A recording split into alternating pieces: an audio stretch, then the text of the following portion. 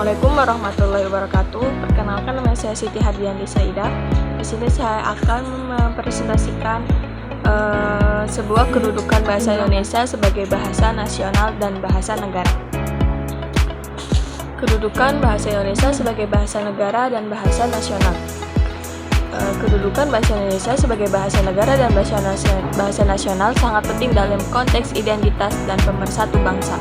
Sebagai bahasa nasional, kedudukan ini ditetapkan dalam Sumpah Pemuda pada tanggal 28 Oktober 1928 dan berfungsi sebagai sumber identitas, alat pemersatu, dan penghubung antar budaya.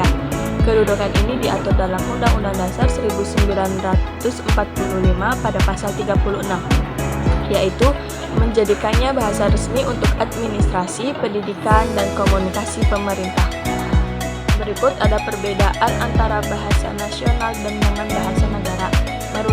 Menurut definisi, ada bahasa nasional yaitu bahasa yang diakui sebagai simbol identitas dan kebanggaan suatu bangsa. Dalam konteks ini, bahasa Indonesia diikrarkan sebagai bahasa nasional pada Sumpah Pemuda 1928 pada 28 Oktober.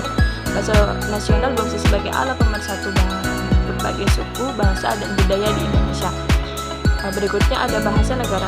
Bahasa negara diatur secara hukum dan konstitusi bahasa negara dan digunakan dalam urusan pemerintahan, pendidikan, dan administrasi. Bahasa Indonesia diakui sebagai bahasa negara melalui Undang-Undang Dasar 1945, khususnya pasal 36 menyatakan bahwa bahasa Indonesia merupakan bahasa negara. Berikutnya ada berdasarkan fungsi nasional sebagai lambang kebanggaan dan identitas nasional, yaitu alat pemersatu yang menghubungkan masyarakat dengan latar belakang budaya yang berbeda. Terus memfasilitasi komunikasi antar daerah dan antar budaya. Selanjutnya adalah fungsi bahasa negara. Digunakan dalam dokumentasi resmi pemerintahan sebagai administrasi, sebagai bahasa pengantar dan sistem pendidikan, alat komunikasi dalam perencanaan dan pelaksanaan pembangunan serta pengembangan ilmu pengetahuan teknologi.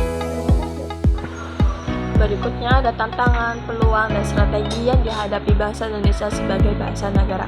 1. Pergeseran cara komunikasi. Perkembangan media sosial dan platform digital telah mengubah cara masyarakat berkomunikasi. Penggunaan singkatan, emotikon, dan gaya bahasa yang santai menjadi umum yang dapat mengerus kualitas bahasa formal. Selanjutnya ada bahasa asing. Pengaruh bahasa asing. Bahasa Inggris sebagai bahasa global yang dominan memiliki pengaruh besar terhadap komunikasi di beberapa sektor. Banyak masyarakat Indonesia lebih bangga menggunakan bahasa asing daripada menggunakan bahasa nasional mereka sendiri.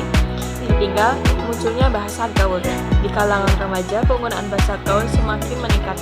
Hal ini berimplikasi pada kesulitan dalam memahami dan menggunakan bahasa Indonesia yang baik dan benar. Selanjutnya ada peluang dalam era digital.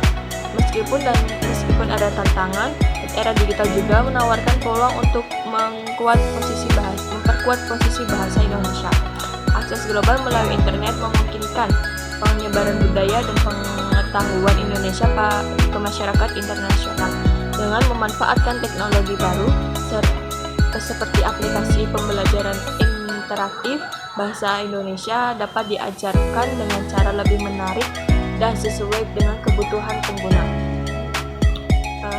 Jadi dari semuanya itu dapat disimpulkan bahwa secara keseluruhan bahasa Indonesia tidak hanya berfungsi sebagai alat komunikasi, tetapi juga sebagai jembatan yang menyatukan keseragaman budaya dan suku di Indonesia. Dengan pengakuan internasional sebagai status sebagai bahasa resmi di forum-forum global, tantangan dan peluang bagi bahasa Indonesia terus berkembang, menuntut upaya bersama untuk menjaga dan mengembangkannya di era modern. Sekian presentasi dari saya, kurang lebihnya mohon maaf.